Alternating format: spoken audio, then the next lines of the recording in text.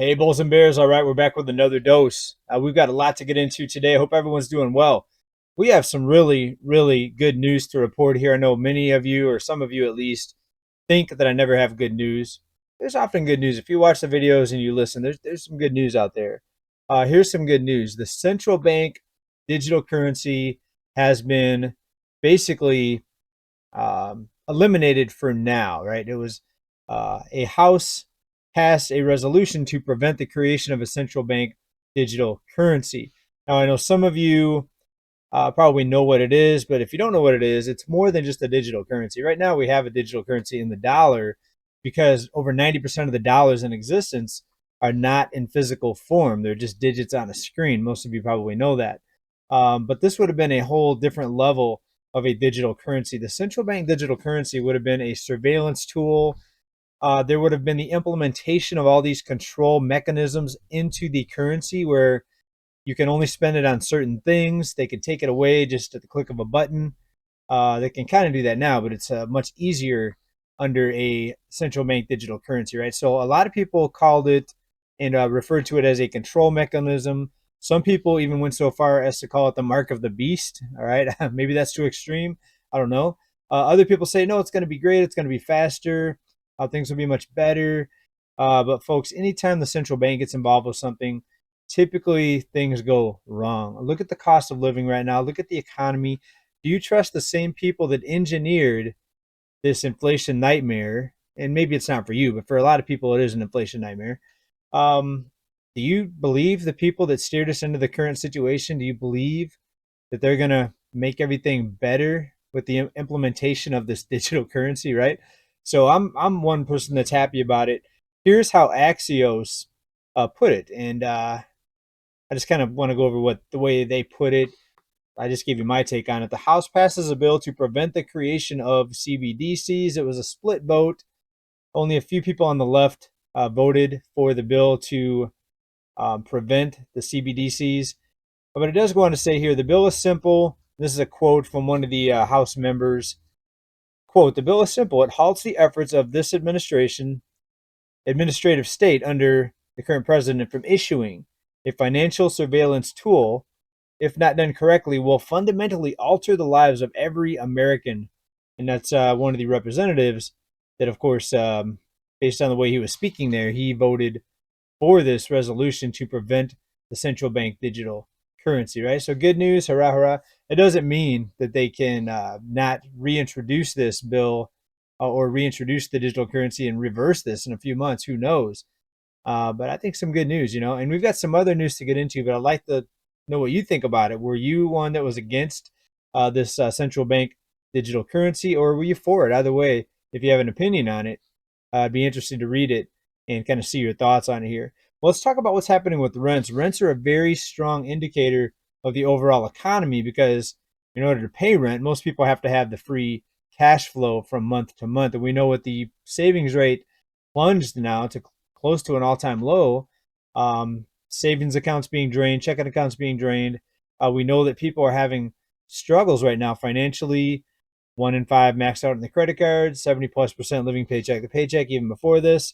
But now we've got rents declining once again, and not much, but it is a sign, especially during this time when rents are usually going up during the spring season going into summer. But actually, rents are down, not by much, but again, it is a sign that things are changing. The rent increased from April to May by 0.5%, so a half a percent. And the average rent across the United States now stands at 1,396, but that's actually down.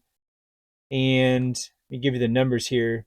So year over year from May to May, we're down 0.8%. Again, not a huge drop, but this is the time of year where rents are usually growing. And of course, we're looking at year over year. So we're looking at the same month of last year, and it is a decline of less than 1%, right? But could it be the start of something bigger? I think yes. Typically, when the economy turns, it turns very slowly for a while, sometimes a few years. But then when it gets to the end, when people start getting maxed out on their credit cards, then things accelerate. Now, again, it's going to be up to the banks to determine rather, it's going to be up to the banks to determine how quickly this downturn continues, or how quickly it continues to decline. Because if they keep credit flowing, even though people are maxing out on their credit cards, if they keep credit flowing, if they keep the economy liquefied, so to speak, they could keep this thing on life support for a very, very long time, maybe even another year. And we know they want to at least get to not just two, but beyond November. So there's a chance they could do it, but things are accelerating pretty quickly as far as the debt, the household stress with their budgets, more people listing their homes because of the financial stress. It's starting in Florida. Texas is another state seeing some upticks in home inventory, meaning homeowners are getting tapped out and they're getting stressed out. They want to get rid of their um, home while they still have some equity. I think that's a lot of the fear right now amongst homeowners, right? But these declines um, really don't get us back to where we were pre 2020. We're still over $200 a month on average, higher than we were prior to 2020. So we still have a ways to go in the rents. Let me bring up a chart here for you, though, so you can look at it. And here we have a nice little chart from Apartment List. And you see all the way back to 2017, rents were going up each year. Then, of course, the huge spike in 2021 with the implementation of all the programs to help people.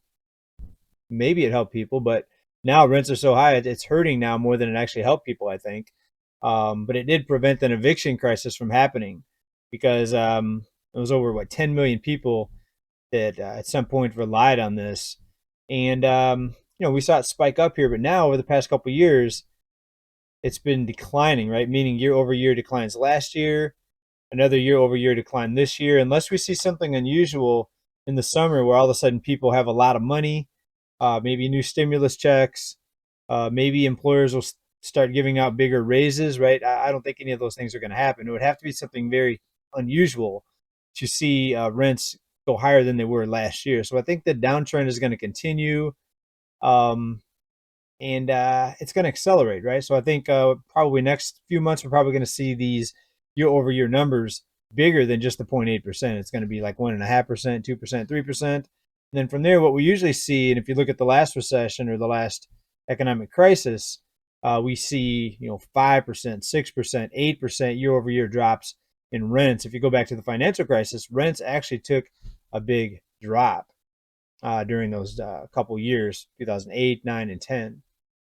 And we will continue to keep a very close eye on economic indicators, including rents and so many other things that we try to integrate here into this channel to give you kind of a broad view, bird's eye view picture of the economy. Now, one thing that just came out recently was, I think, a very telling sign or signal on what's happening with the economy, right? There's this debate.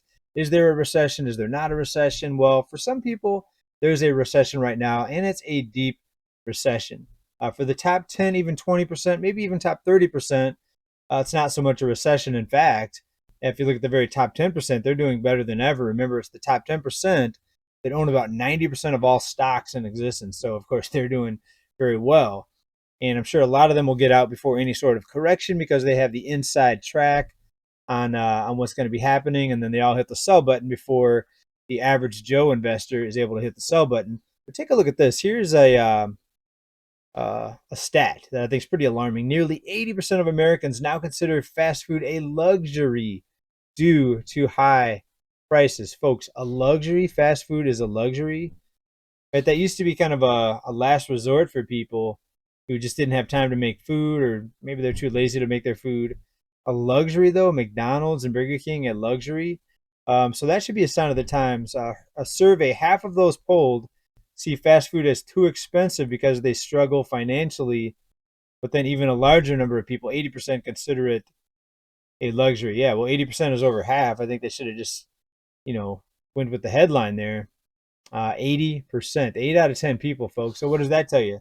That tells you that the top 20% might be the ones that are doing good, and not even the top 30%, like I often allude to here, because we always talk about the statistic where 70% of people are living paycheck to paycheck. Well, maybe it's closer to 80% now when you see things like this. And, and I always said here, things are going to continue to get more expensive. They're going to get more challenging for people.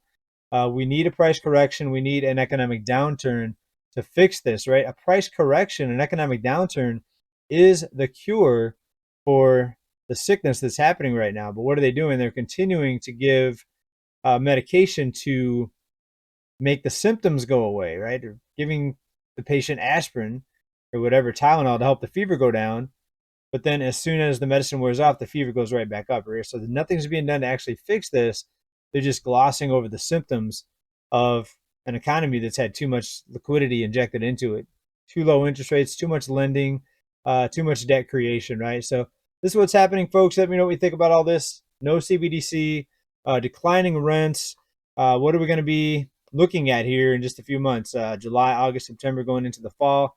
It's going to be very interesting. I think brace for some fireworks because things are about ready to get wild. I know things look pretty calm with these small price declines, but there's a lot larger threats out there besides price declines. Price declines actually are not a threat; they're actually the cure.